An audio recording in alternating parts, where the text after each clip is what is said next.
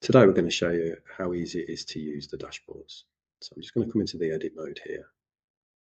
Once in the edit mode, all of these tiles are known as widgets. The different widget styles here can be accessed through this menu. So we've got gauges, KPIs, tables, composed charts, and charts. I'm just going to put a simple one together. So we're going to go to a blank page. We'll add a widget, the chart widget. I'm going to give it a name. It's from downtime, monthly. Now just bring that into the center. Let's open it up. Click on edit. Now it's a chart, so on the x-axis, I'm going to select the downtime reason. And on the y-axis, let's have downtime minutes. And again, because it's a decimal, you can see your aggregate functions are all there, what you need. So we'll just keep it on count. Now at the moment, it's defaulted to a line. Go into the format there. I could change that to bar chart, and that could be vertical or horizontal. And then you can also add a legend. So let's add a legend again against the reasons. So you can see the reasons at the top. And click OK. It's really straightforward and simple and easy to use, adding charts to the dashboard.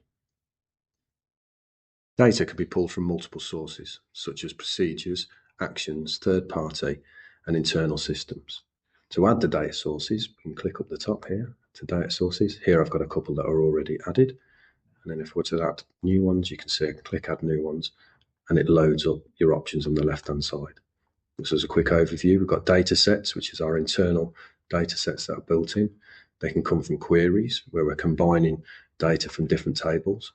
Custom data sources, so that could be third-party data, as well as procedures and actions. Easily, if I wanted to select one, so just to select one, data sets here. Let's say I wanted to add the milk silos, I can click next, give it a name, create a data source. Next one is wants to add your fields. So I can select all add fields, preview the data so I can see what the data's in, click close, and that's my data source added. Simple as that.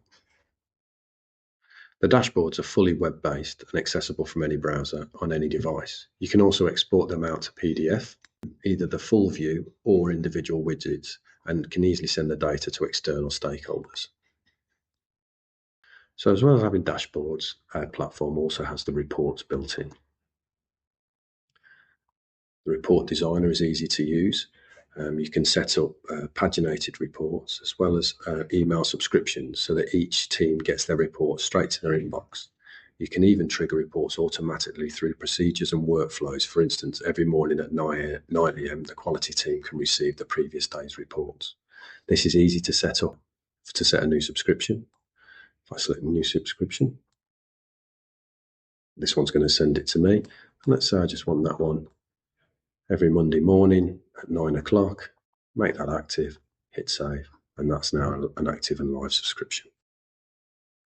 Like all the modules, the dashboard designer is built for usability. That means your team can easily create and adapt reports as your operation develops.